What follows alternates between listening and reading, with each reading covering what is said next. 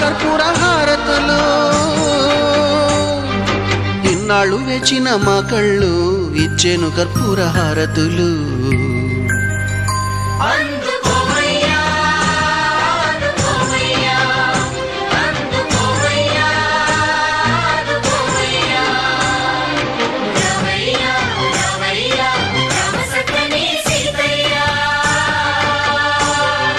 రావయ్యా రావయ్యా రామ సక్కని సీతయ్య.